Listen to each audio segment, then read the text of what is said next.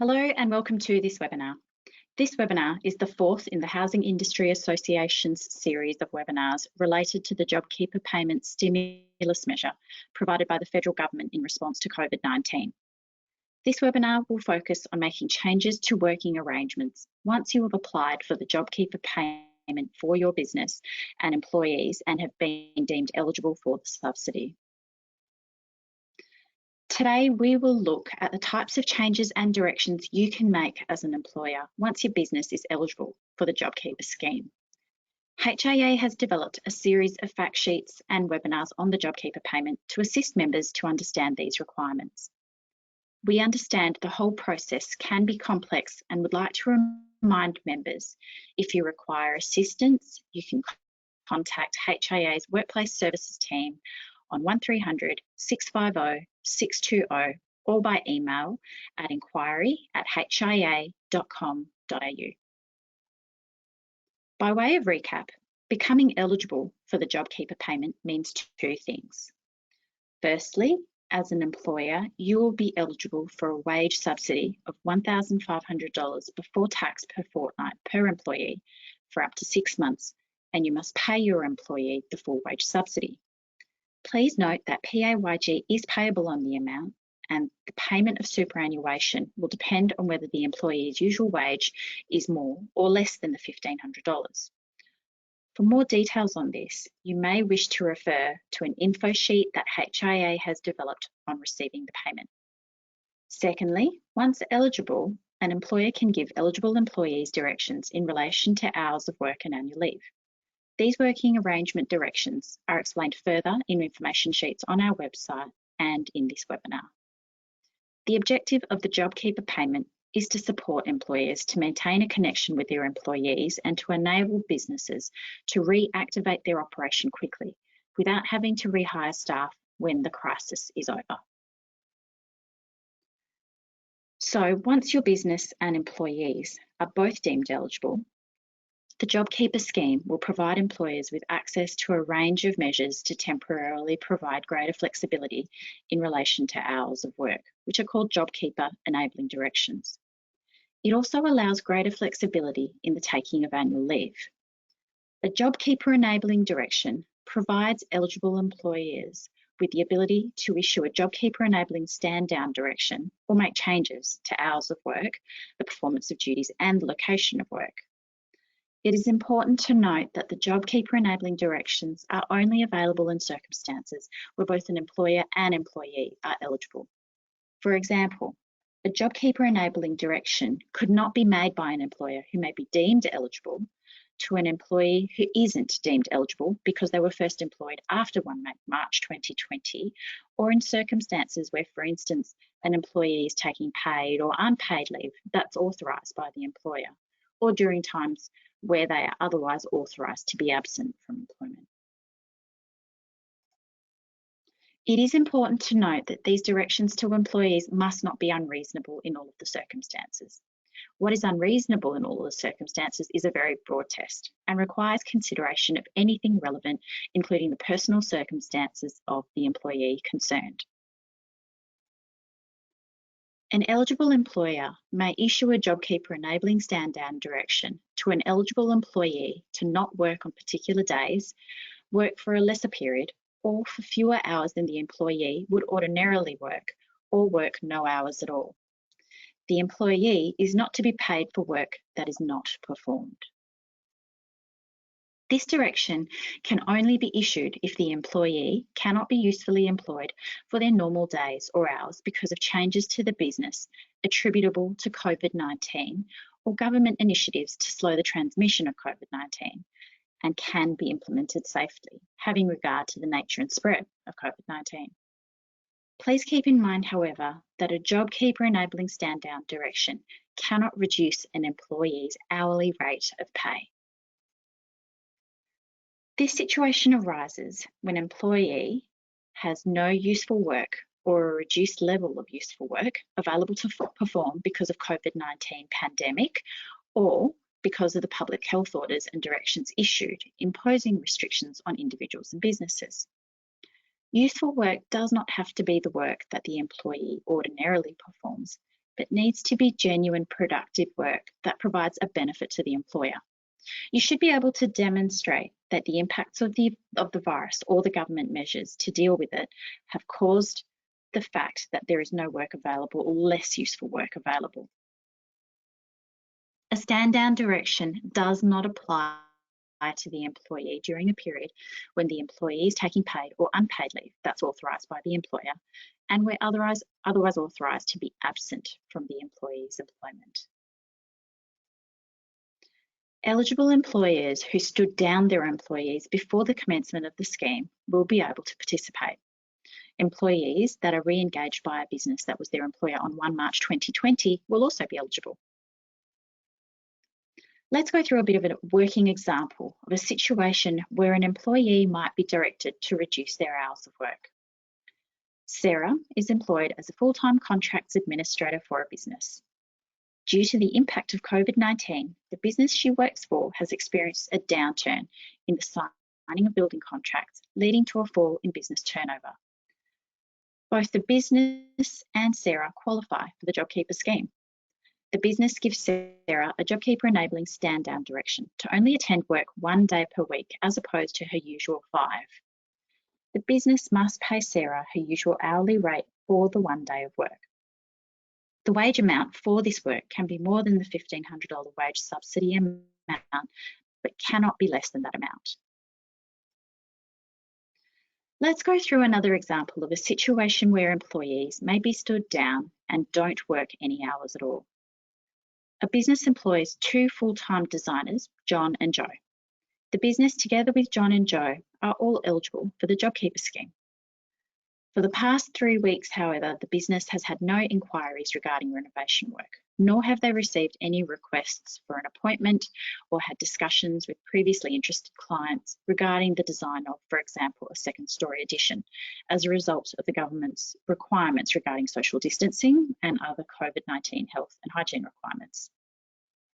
The business decides to stop offering customised design services as a result of the impact of COVID-19.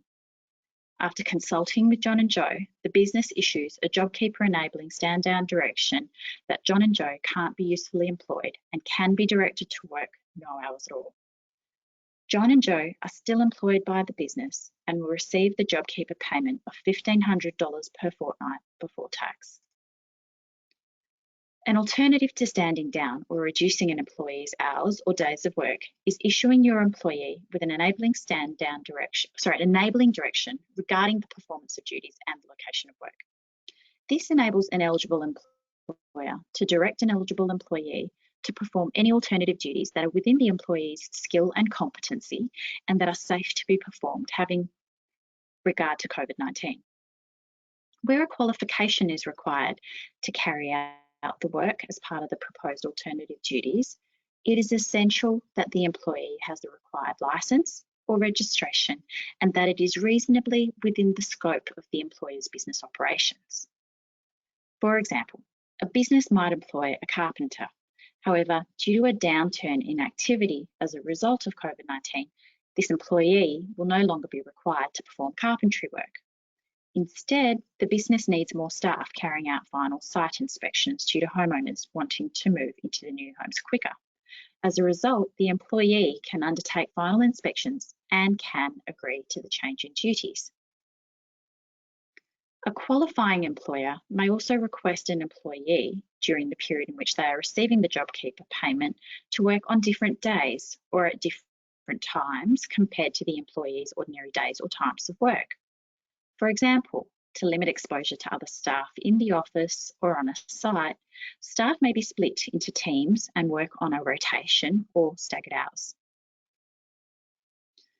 Additionally, an eligible employer may direct an eligible employee to perform duties at a different place from the employee's normal place of work if the place is suitable for the employee's duties, and if the place is not the employee's home, the place does not require the employee to travel a distance that is unreasonable in all the circumstances given COVID-19. The performance of the employee's duties at the place also must be safe, having regard to the nature and spread of COVID-19 and reasonably within the scope of the employer's business operation. In the normal course of a day, those in the residential building industry may already work on multiple sites per day. This direction might be relevant, for example, in the context of a work health and safety manager who is asked to carry out site inspections at various locations. Before giving a JobKeeper enabling direction, an eligible employer must first provide notice in writing, at least 3 days before intending to give a direction, and ensure that they have consulted with the eligible employees about the proposed direction.